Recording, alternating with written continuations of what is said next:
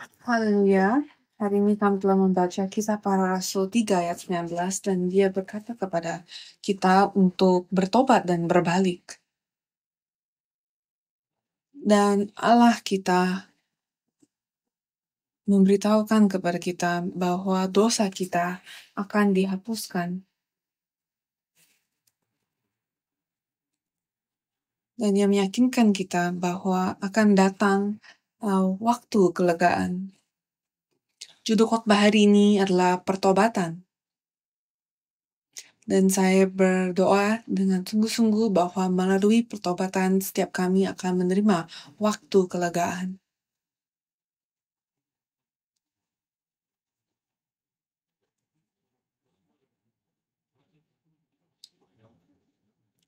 Pertobatan adalah hal yang dibutuhkan orang-orang yang hidup di akhir zaman. Dan dunia menjadi semakin jahat. Dan dosa menjadi semakin dalam. Dan lebih banyak orang hidup fokus pada dirinya sendiri. Dari lahir kita belajar untuk memilih apa yang benar dan apa yang salah menurut ukuran diri kita sendiri. Tetapi untuk kita dapat bertobat,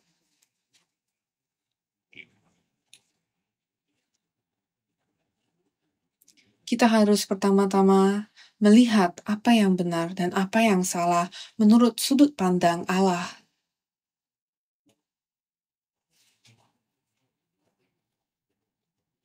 Kita sedang belajar melalui Alkitab bahwa apa yang Tuhan minta dari kita adalah kekudusan.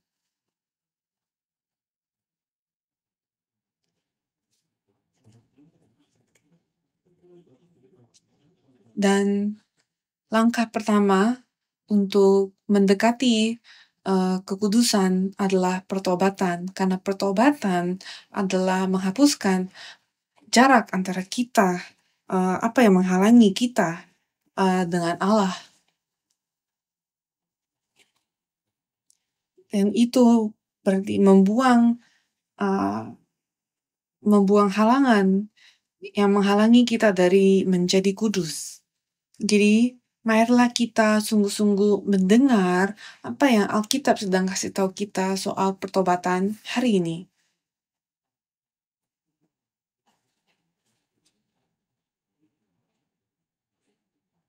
Dan saya doa dengan sungguh-sungguh agar kita dapat bertobat dengan sungguh-sungguh supaya kita dapat menjadi umat kudus Allah.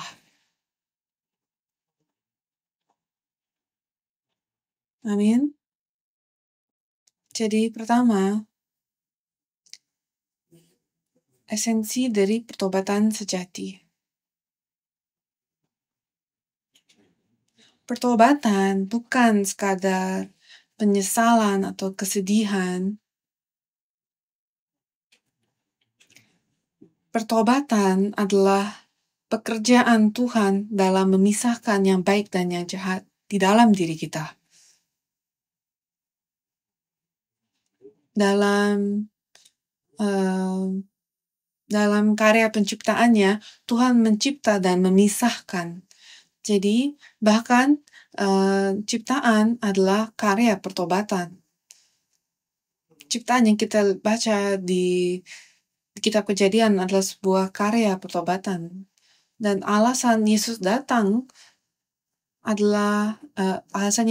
kepada kita adalah supaya dia dapat memisahkan dosa dari diri kita. Jadi langkah pertama dalam pertobatan adalah untuk memahami apa yang baik dan apa yang jahat.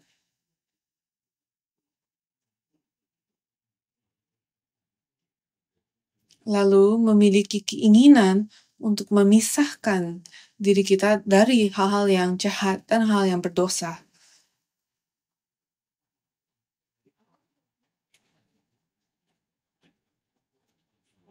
Jadi, Dalam bahasa Yunani, kata pertobatan ini adalah metanoia. Metanoia.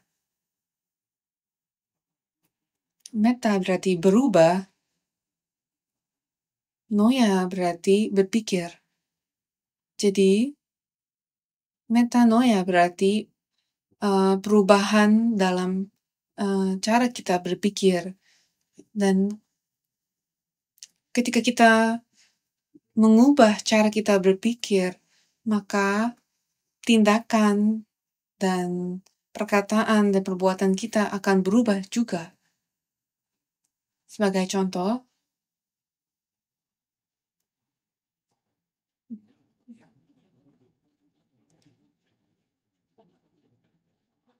jika kita menemukan bahwa salah satu makanan yang paling kita sukai menyebabkan kanker pada diri kita, apakah kita akan menurunkan hal ini lain kali kita mau makan makanan ini? Kita akan berpikir ulang sebelum kita memasukkan itu ke tubuh kita, kan? Dan itu adalah awal dari pertobatan. Menyadari apa yang ini dapat lakukan kepada diri kita.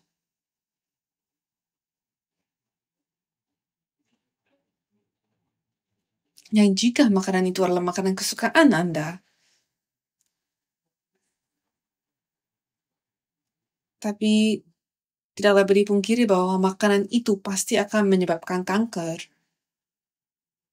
Berapa banyak di antara kalian akan tetap memakan makanan itu?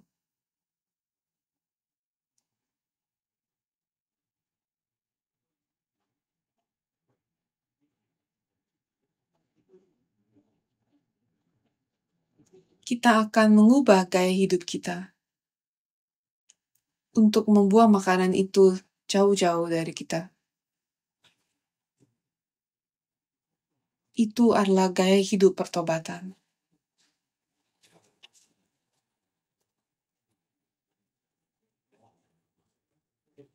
Dan jika ada sesuatu yang kamu tahu menghalangi kamu dari memasuki sorga, dan saya mau kamu dan saya sungguh-sungguh merenungkan hal ini.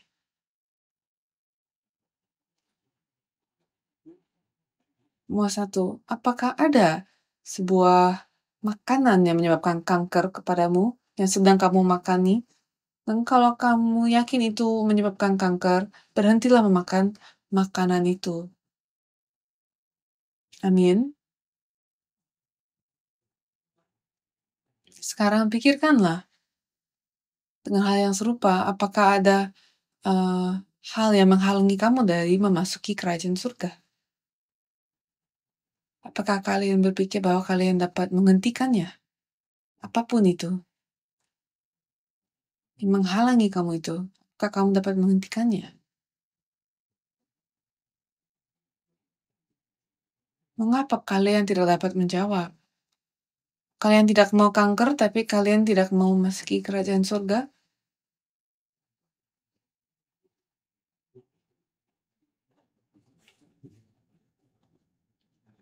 Jadi, pertobatan adalah itu. Membuang apapun yang menghalangimu dari memasuki kerajaan surga. Dan pada ayat bacaan kita hari ini, di Kisah Para Rasul 3 ayat 19, Tuhan berkata bahwa Dia siap untuk menghapus dosa kita selama kita bertobat dan kembali kepadanya. Dan itu memerlukan kita untuk menyadari dosa dan membuat keputusan yang aktif untuk kembali kepada Tuhan.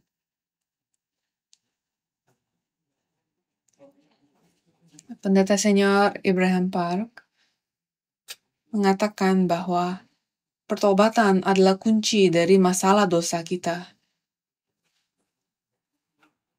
Apa gunanya kita berkata amin haleluya dan kita memuji Tuhan dan kita melayani di gereja jika kita masih memiliki dosa itu yang masih membuat kita menjadi anak neraka?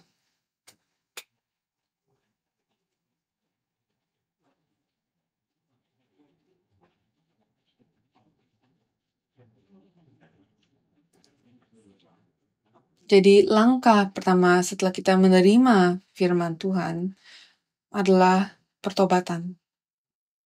Kita harus bertobat. Sama seperti ketika kita menemukan apapun yang buruk untuk tubuh kita dan kita berhenti dan kita menghentikan diri kita dari mengkonsumsi itu lebih lanjut,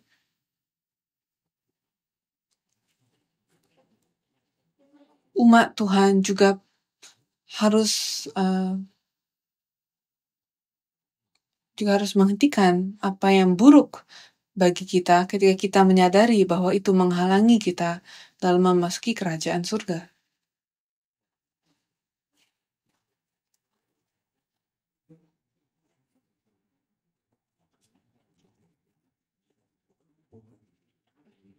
Satu Yohanes 1 ayat 8 sampai 10 dikatakan, jika kita berkata bahwa kita tidak berdosa, maka kita menipu diri kita dan kebenaran tidak ada di dalam kita. Jika kita mengaku dosa kita, maka Ia adalah setia dan adil sehingga Ia akan mengampuni segala dosa kita dan menyucikan kita dari segala kejahatan.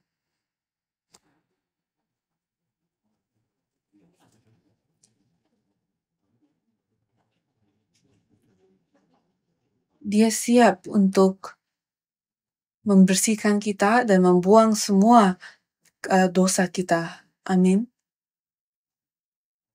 Itulah mengapa pertobatan mengakui dosa kita adalah langkah pertama dari kita menjadi kudus.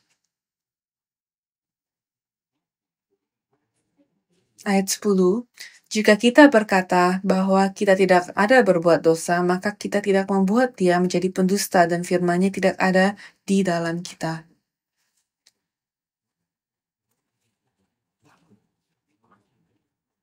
Dan saya berharap tidak ada seorang pun di dalam ruangan ini yang mengatakan ini.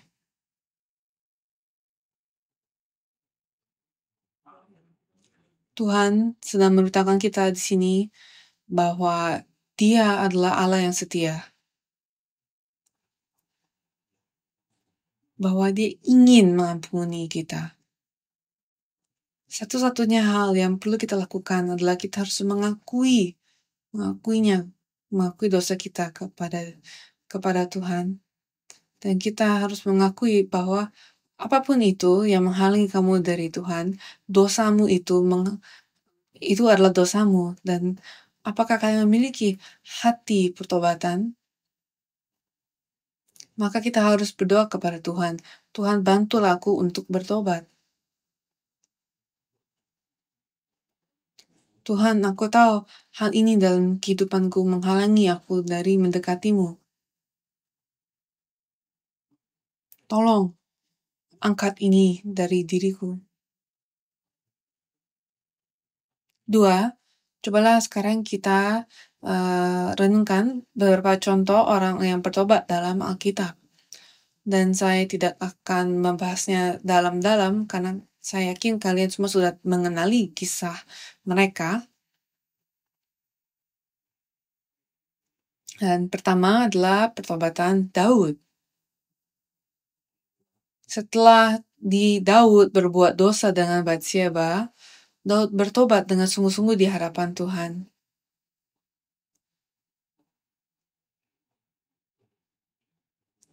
Dan kita dapat melihat doa pertobatannya di dalam Mazmur 51.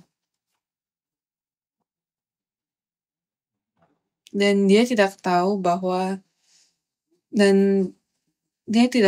betapa dalamnya dosanya itu. Tetapi Tuhan mengirim Nabi Nathan untuk menjelaskannya kepada Daud. Dan setelah dia menyadari bahwa ini adalah dosa kepada Tuhan, dia bertobat.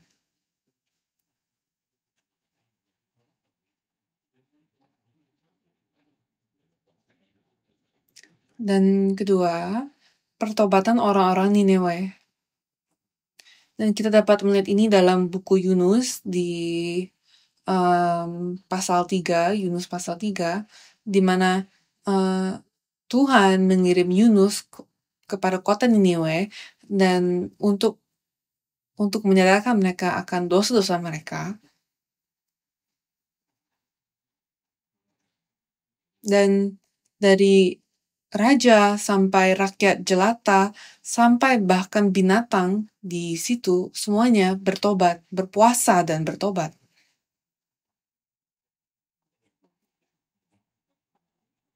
Sekarang cobalah kita ke perjanjian baru dan kita lihat pertobatan Petrus. Yesus telah mewanti-wanti Petrus akan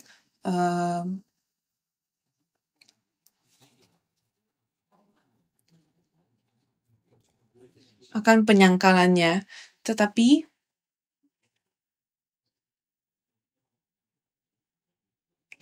setelah Petrus menyangkal Yesus 3 kali, barulah Petrus menangis dan bertobat. Dia bertobat dengan penuh air mata. Dan kemudian juga ada kisah pertobatan anak yang hilang di Lukas pasal 15. Dan contoh-contoh ini menunjukkan kepada kita bahwa pertobatan sejati melibatkan pengakuan dosa terlebih dahulu. Dan ini memerlukan proses di mana kita merendahkan hati kita sebelum kita menuju Tuhan. Jadi apa yang diperlukan dalam pertobatan? Kalau kita melihat kisah-kisah ini, satu hal yang umum adalah firman Tuhan diberikan kepada mereka.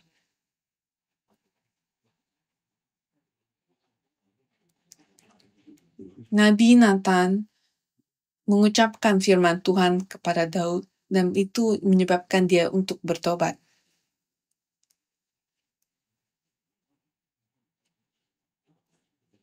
Tuhan mengutus Yunus untuk menyatakan firman kepada kota Niniwe. Lalu setelah itu barulah seluruh kota bertobat. Petrus mengingat perkataan Yesus sebelum dia dapat bertobat. Dia mengingatnya dulu. Jadi,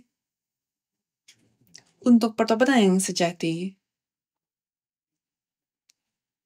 firman Tuhan harus menyinari kamu terlebih dahulu. Ini bukan hanya soal kita merasa bersalah untuk hal yang kita lakukan yang salah, dan bukan hanya kita minta maaf karena kita merasa itu membebani kita, tapi ini adalah soal menemukan terang, menemukan kebenaran, dan memilih itu daripada kegelapan. Pertobatan adalah sebuah aktivitas rohani. Jadi, terang rohani harus menyinari kegelapan sebelum pertobatan dapat berlangsung. Hanya melalui pertobatan dapat kita datang kepada menuju kekudusan Tuhan. Lukas 13 ayat 3 mengatakan kepada kita, dikatakan, tidak kataku kepadamu, tetapi jikalau kamu tidak bertobat, kamu semua akan binasa atas cara demikian. Dan perdana senior kita bilang bahwa pertobatan bukanlah pilihan. Pertobatan itu adalah keharusan yang mutlak. Orang percaya yang hidup di akhir zaman harus menjalani kehidupan suci yang Tuhan, kehidupan suci seperti Tuhan. Dan awal dari kehidupan seperti itu adalah pertobatan. Dan kita tidak dapat bertobat hanya karena kita ingin bertobat. Pertobatan dilakukan oleh pertobatan dapat terjadi karena kasih karunia Tuhan. Dan itulah mengapa pada akhir zaman di Wahyu dikatakan bahwa orang fasik akan menggertakkan gigi mereka. Mereka tahu mereka berdosa. Mereka tahu akibat dari dosa itu dan kemana mereka akan menuju, tapi mereka tidak dapat bertobat karena mereka tidak memiliki kasih karunia Tuhan. Bagaimana dengan Anda dan saya? Apakah kita seperti itu? Kita tahu bahwa kita berdosa, tapi kita tidak dapat berubah. Dan kita harus sadar bahwa itu adalah masalah yang besar. Apa yang kita lakukan? Kita harus sungguh-sungguh berdoa untuk kasih karunia Tuhan. Kita harus bertobat. Kita harus berdoa, Tuhan, izinkanlah kepadaku roh pertobatan. Apakah kita pernah kehilangan uang karena ditipu orang?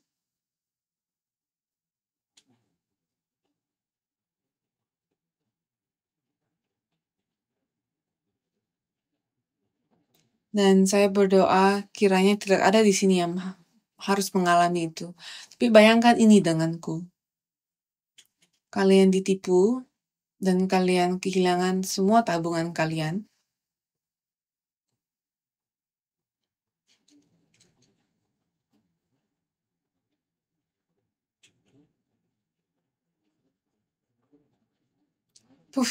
Hilang semuanya. Gimana rasanya? Bagaimana kalian akan mengekspresikan rasa kehancuran kalian? Rasa kesedihan kalian?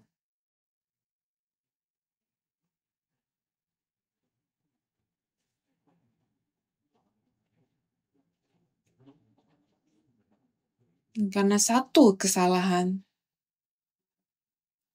tahun-tahun dari tabungan yang telah kalian lakukan selama bertahun-tahun hilang dan kalian tidak dapat memperolehnya kembali.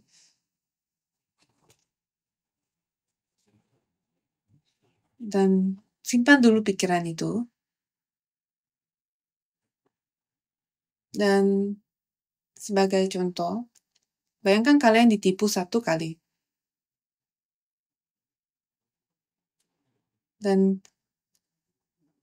karena satu dosa, bayangkan kalian dosa 1 kali dan karena satu dosa itu, semua yang telah Tuhan tabungkan untuk berkat-Mu pecah.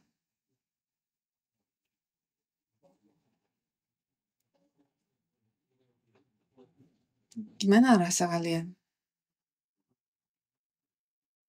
Mana yang lebih memarahkan hati kalian?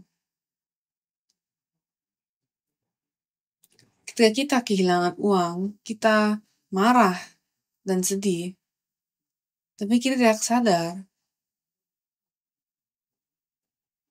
bahwa ketika kita ditipu oleh iblis dan kita melakukan dosa, itu lebih berat.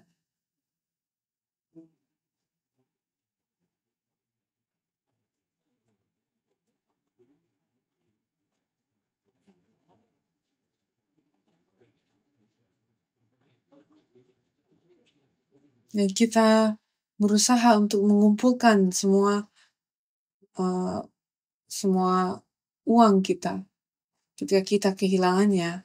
Tapi bagaimana jika kita berdosa dan kehilangan berkat Tuhan? Apakah kita melakukan usaha yang sama untuk memperoleh semua berkat Tuhan kembali? Dan Tuhan bilang bahwa pertobatan yang sejati akan membawa kelegaan.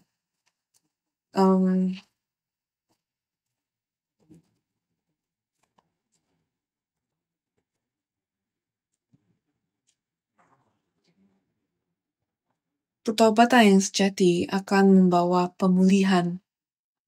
Dan saya berdoa pada masa prapaskah ini, masa Lent ini, kiranya kita dapat sungguh-sungguh menerima, kita dapat sungguh-sungguh bertobat dan menerima pengampunan Tuhan.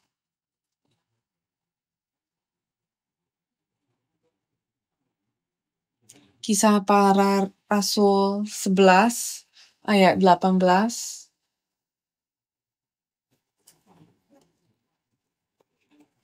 Dikatakan bahwa pertobatan memimpin kepada hidup.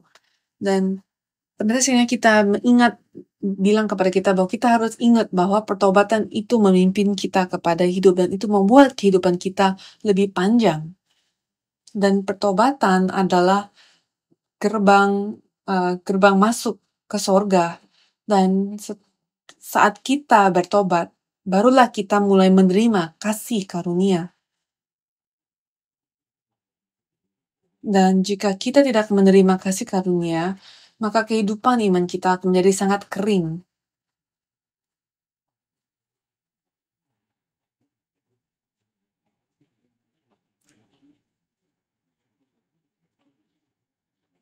Tapi dari masa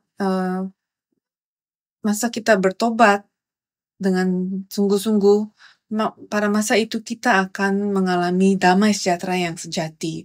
Pertobatan yang sejati membawa damai sejahtera sejati, dan Tuhan akan membantu kita dalam segala aspek pekerjaan dan kehidupan kita. Dan Dia akan memberkatimu dalam segala hal, sama seperti bagaimana Dia memberkati Abraham. Kejadian 24 ayat 1 mengatakan,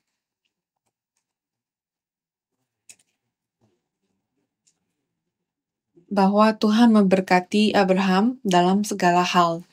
Dan kiranya kita pun dapat bertobat sungguh-sungguh supaya kita dapat menerima berkat Tuhan dalam segala hal. Ini adalah keselamatan yang diyakini. Dan Tuhan menetapkan kita sebagai warga kerajaan sorga ketika kita bertobat. Amin. Terakhir, apa karakteristik dari pertobatan yang sejati?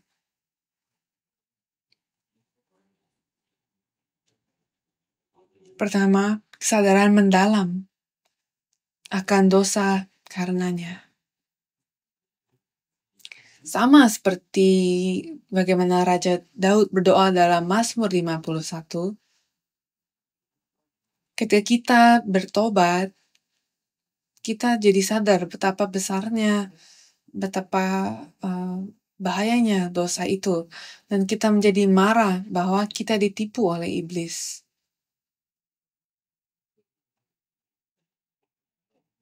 Bahwa kita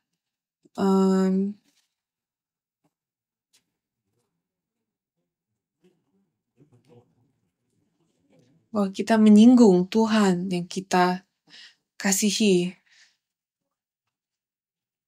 Dan kita menghina Tuhan yang kita kasihi. Tapi ketika kita bertobat, Tuhan memberikan kepada kita kasih karunia.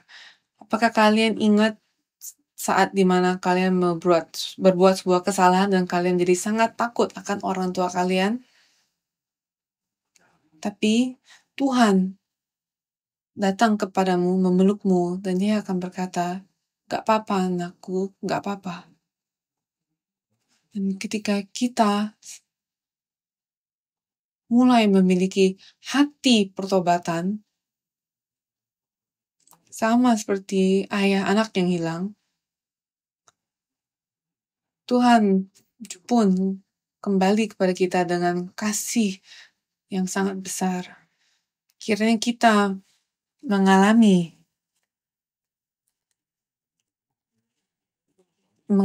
pelukan dada Allah kita.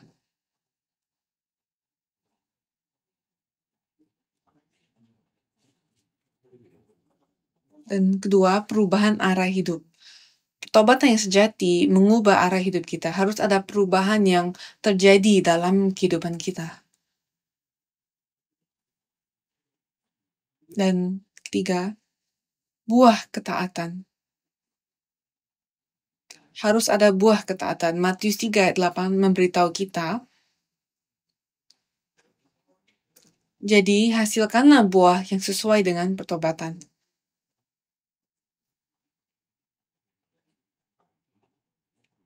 Cobalah kita berubah tahun ini. Bukan hanya pertobatan yang menjadi kebiasaan, tapi saya mau mendorong semua kita untuk menghasilkan buah dari ketaatan.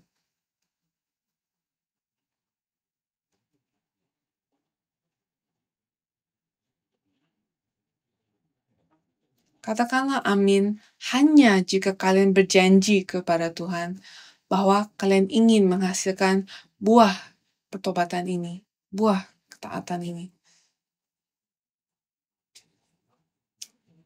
Amin. Saya percaya Tuhan mengambil amin kalian. Kesimpulan, apa berkat-berkat yang diberikan kepada orang percaya yang bertobat dengan sejati? Nomor 1, pengampunan dan pembersihan dari dosa.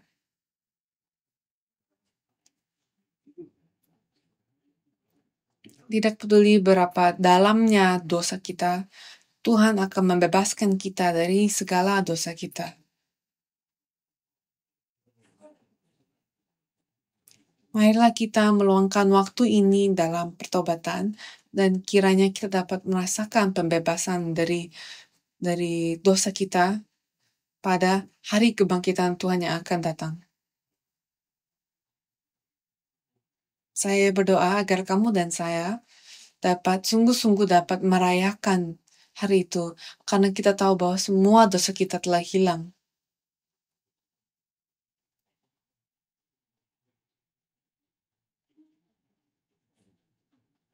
Dan saat itulah barulah kita dapat menjadi kudus.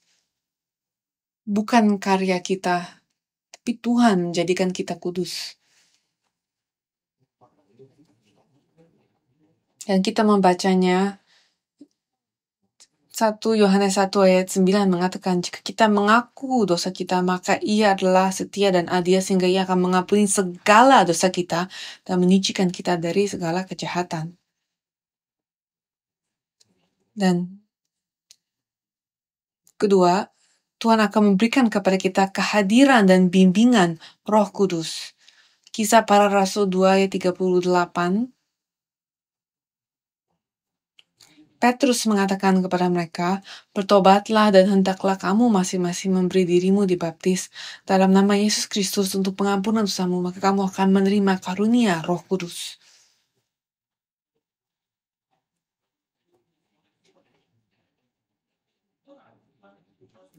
Jika Tuhan tidak memberikan kepada kita hadiah Roh Kudus setelah kita bertobat, apa yang terjadi? Kita akan langsung kembali kepada dosa kita.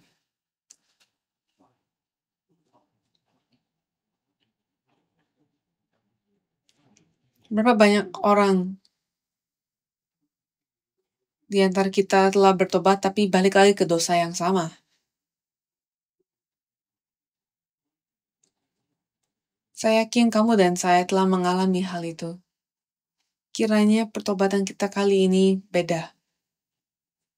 Kiranya Tuhan mengirim Roh Kudus.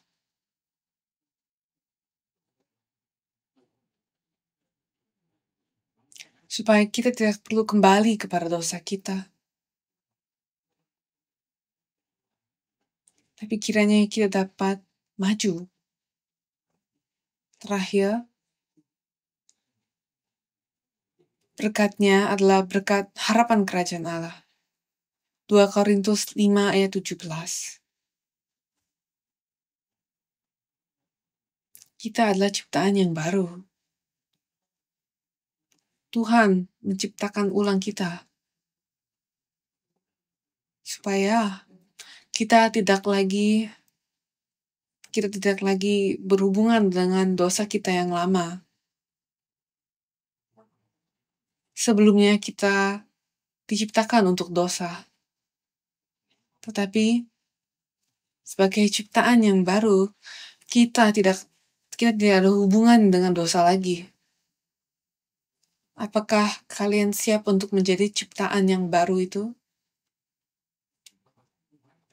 Inilah yang saya ingin kamu dan saya lakukan pada masa Lent ini.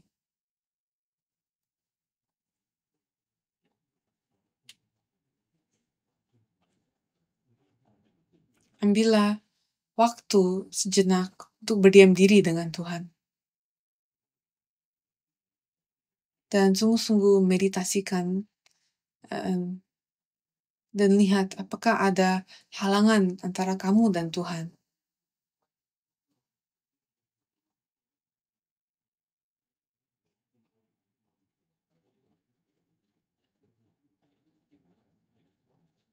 Mungkin itu adalah hal yang lama yang kalian diamkan.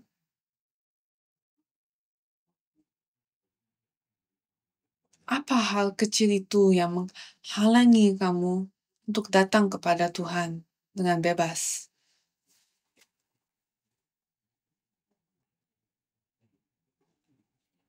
Apa gaya hidup yang kalian jalani yang menghalangi kalian untuk datang kepada Tuhan? Mungkin itu adalah sebuah kepercayaan. Mungkin itu adalah sesuatu yang kalian lakukan. Atau mungkin itulah hati dari masa lalu yang kalian masih bawa. Pikirkanlah satu hal saja. Dan sungguh-sungguh berdoa kepada Tuhan untuk mengangkat hal itu dari kamu.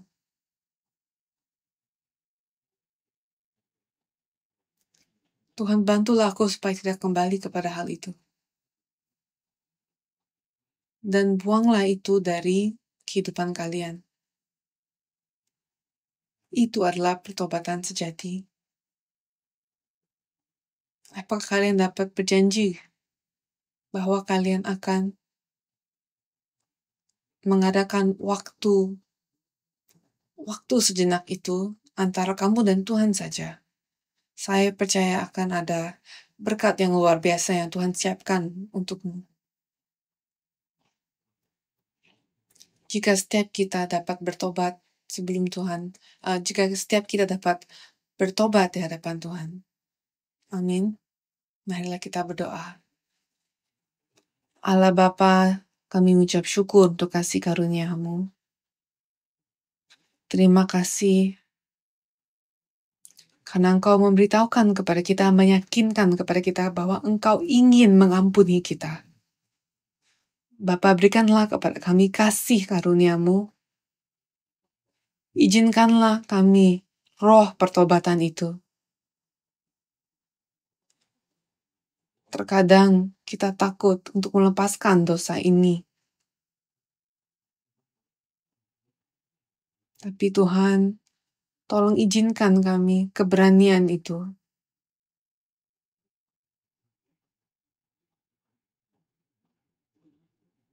Kiranya tahun ini kita dapat akhirnya sungguh-sungguh datang kepadamu. Dan Bapa, saya percaya bahwa Engkau telah mempersiapkan berkat yang luar biasa untuk umat-Mu. Kiranya setiap anggota gereja Sion menerima berkat itu. Dalam nama Tuhan Yesus kami berdoa. Amin. Marilah kita mengucap syukur kepada Tuhan.